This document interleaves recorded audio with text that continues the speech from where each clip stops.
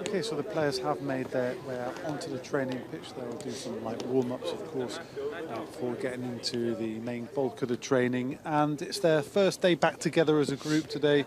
Webbs, after representing their countries all over the world.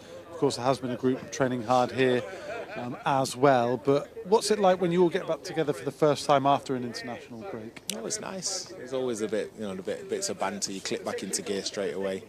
You can hear the lads sort of smiling and laughing in the background, and it is always nice to come back because it's like a feeling of home. You go away on your internationals, of course, you represent your country, enjoying it, but you come back to business with the lads you banter with every day. It's good.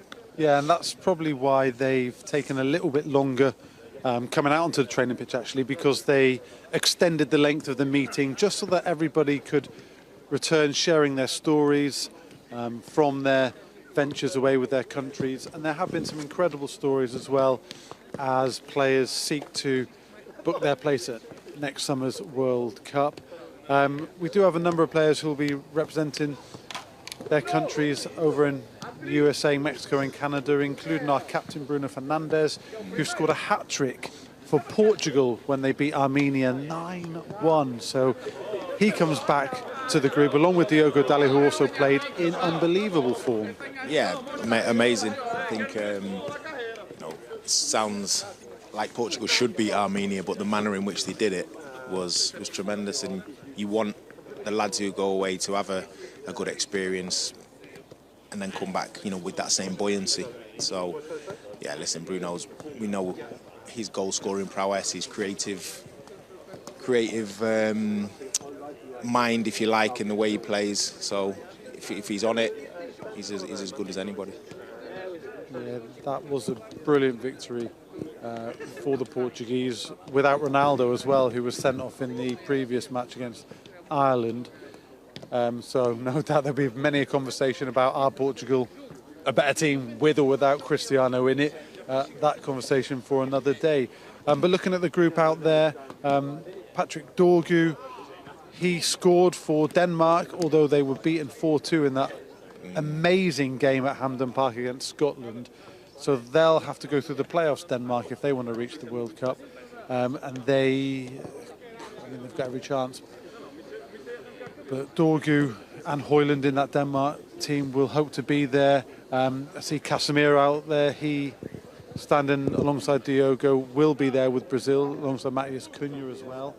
Diego Leon there, he will hope to be selected for Paraguay over in America.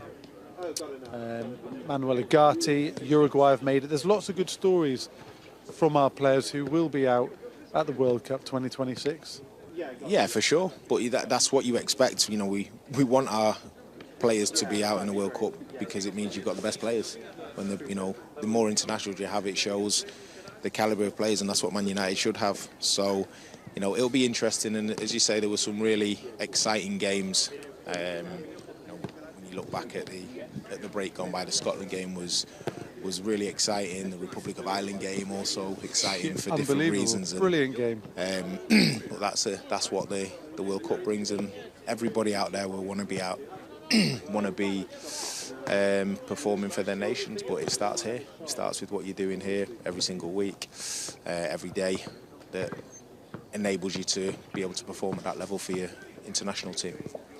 Ahmad and Mazraoui are just behind the lights, so we can't quite pick them up on camera, but both of those players will be at the World Cup. Sadly, Brian and Burma won't be because Cameron failed to make it, so not good for Mbeumo, maybe good for United because he gets the summer off, and he's already proven what a brilliant player he is. Yeah, he has his, and I think it's a shame because I want to see people like Brian playing in the World Cup. It's so exciting. You want to see the best players there, so it's a shame for him, definitely is. But listen, he'll come back stronger in terms of, I'm sure he'll want to make the next World Cup. So he's been a real shining light for us, Brian, since he's been in the building. Obviously, he scored his goals, but what he brings to the team is amazing. Brilliant player.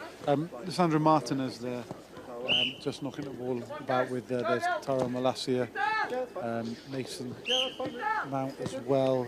Great to see Martinez back in that group and not properly on the grass, doing the full training session with the lads. Yeah, it's a long journey. You know, he's had some real terrible luck with injuries since he's been there. But then when he comes back into the team, you see his character, you see what he brings, you know what he brings. But yeah, he's had a rough time with injuries, but he's the sort of person that you know will come through it and come back stronger. So it's great to see him out there. He'll be, you know, wanting to come in and compete for places sometime soon, I'm sure. Do you expect a fully fit Martinez to start ahead of Luke at left centre back? Maybe that would push Luke out to the left and challenge Dorgu or Dallo as the left wing back. Is that something you can see happening? Yeah, of course, you know, you're talking about a World Cup winner. Is more than, you know, he will want to get straight back in the team.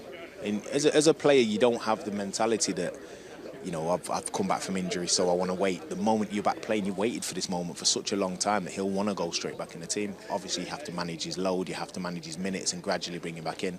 And then, as you say, you've got the big competition, 4 places. So whether it's Lenny playing out there or Luke Shaw or whatever, you know, he's got to make sure that he's in form enough to beat them, to get in the team. Let's see who's going through the tunnel of death.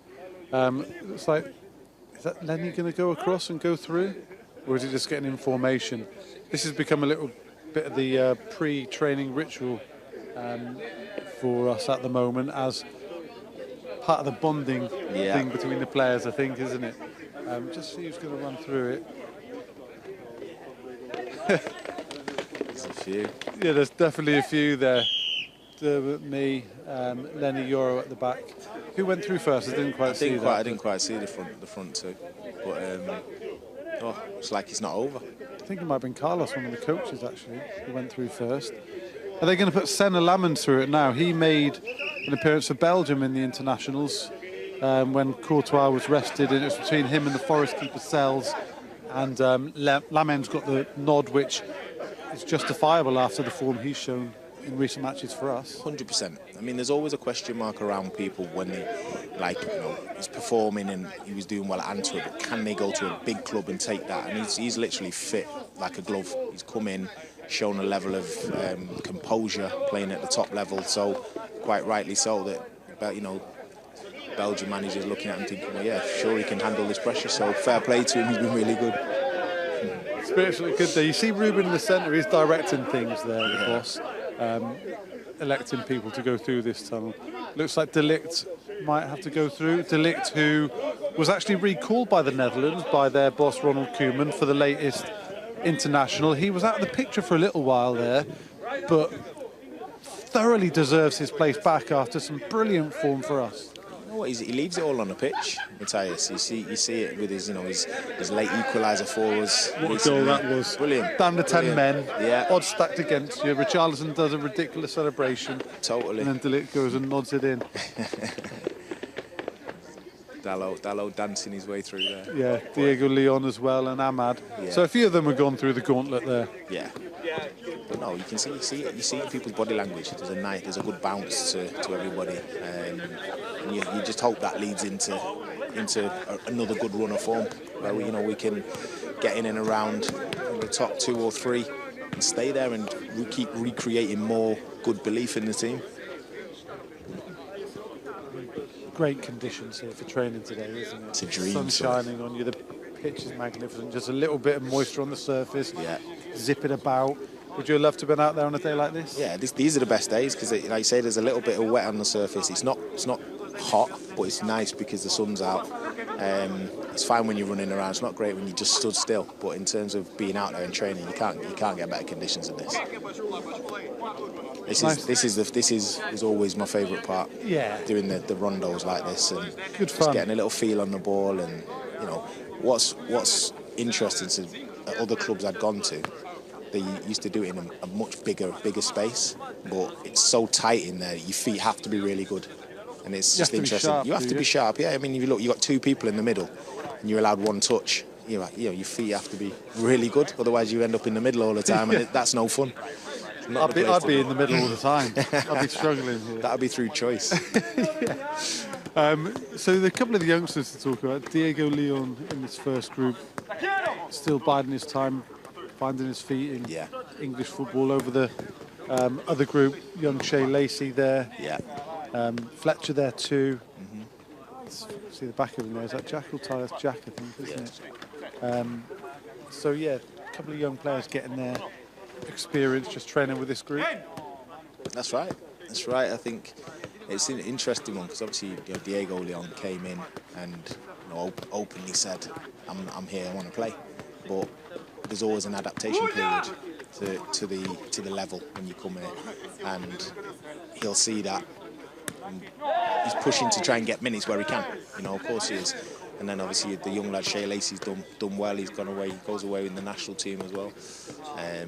Scored in the cup for United as well, and he's in good form. He's got great talent. He really has. He's got great ability. He sees the game really well, young Shea. And the same with with Fletcher as well. So it's what the club's built on, Sully. The club's built on the foundation of the academy and young players being in the mix with elite performers that are bought in, and that blend often one pushes the other, So they're in a good space, but it's up to them to work hard and get themselves as many minutes as possible. One thing you can say by looking at the young players with the senior pros is they don't look phased by it. They blend in pretty seamlessly. You're talking about needing a good touch in a session like this. What Shea and Jack over there, that's something they both definitely have. Yeah, they do. They do. They're nice on the ball. And again, you actually don't get to this level if you can't handle the ball. They've not just arrived here without a long period of training and trust from the coaches below that push them up to this level. So, and then it is about your mentality. It's about can you handle the pressure? Can you handle the banter, the speed of the game? And will you go out and perform in the same way that you've done for the 21s?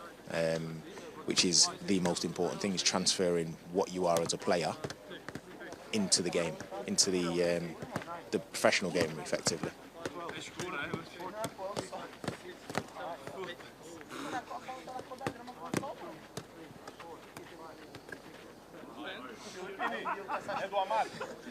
Inside me, bro.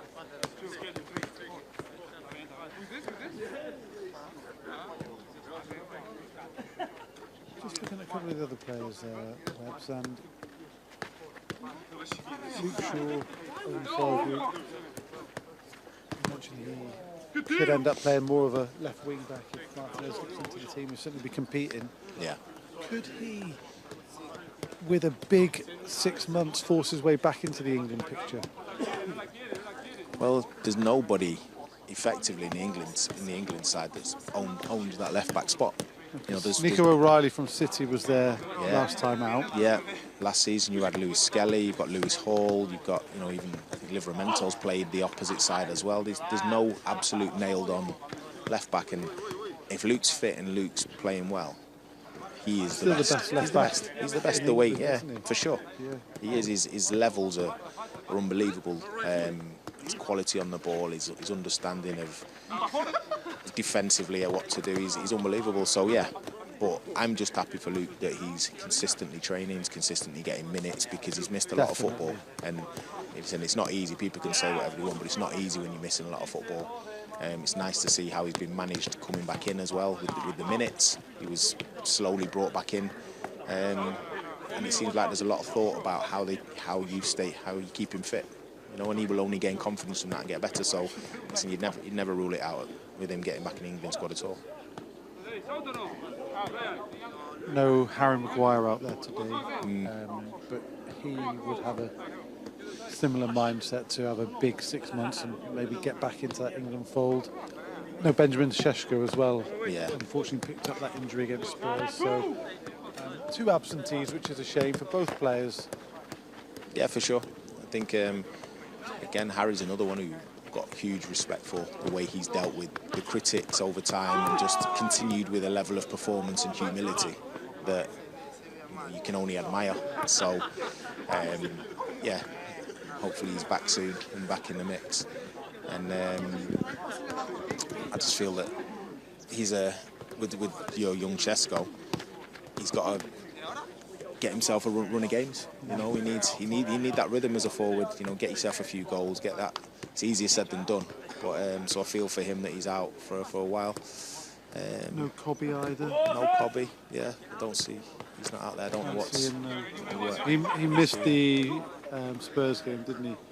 He picked up something before that, Yeah. so maybe there'll be updates on all our injured players from Ruben in his press conference today. So keep your eyes on the Man United app and on MUTV for the manager's press conference a little bit later. But yeah, I'm sure there'll be some updates in that. And Yeah. let's hope those 3 injured players we just mentioned aren't out for too long. Yeah, for sure. For sure, you know, we just spoke about the same with Luke. When Luke's had his time out, it's not nice for anybody. And it's also not nice for the manager because he can't select. Doesn't have his full squad to select from. But he'll be doing everything he can to make sure they're back out there and competing for places soon.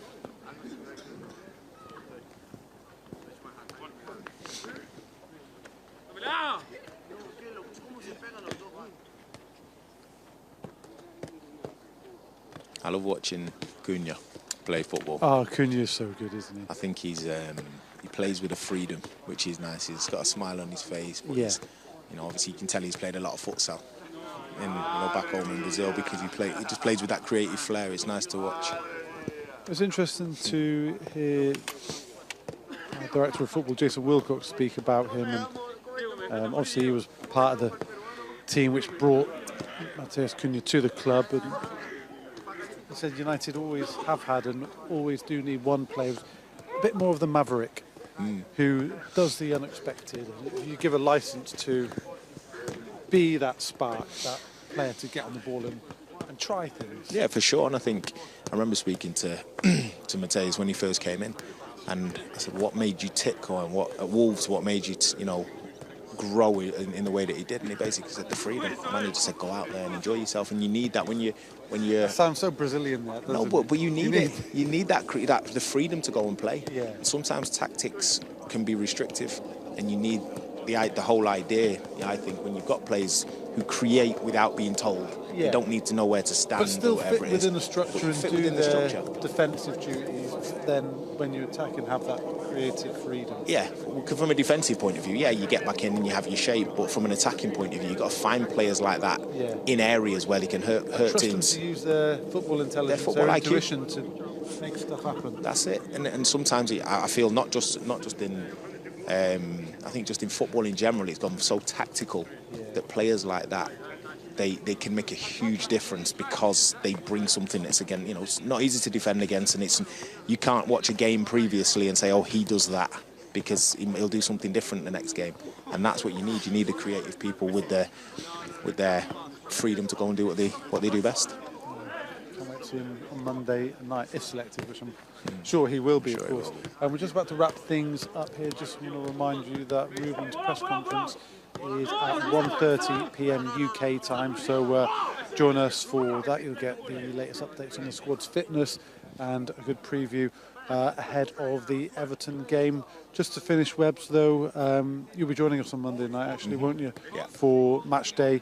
What are you expecting from the game against an Everton side who've been decent without being spectacular, you'd say, but do have some quality like Grealish and Jai and Dewsbury Hall, who's playing well. So what are you expecting? I expect them to come roll the sleeves up and have a right good go at us. But I expect us to meet them with equal, if not more, fight, and then go out at Old Trafford and show the quality we've been speaking about. So, you have to expect us to win the game, but it's not a foregone conclusion. It has to come with the fight and the effort and the respect for the opposition. But really, we should be going out and looking to beat Everton. Yeah, hopefully we will, and then keep that great run going. Okay, that's it for this live training. Hope you enjoyed it on a beautiful day here at Carrington, and we'll see you again for the press conference. Remember, that's 1:30 p.m. UK time. See you soon.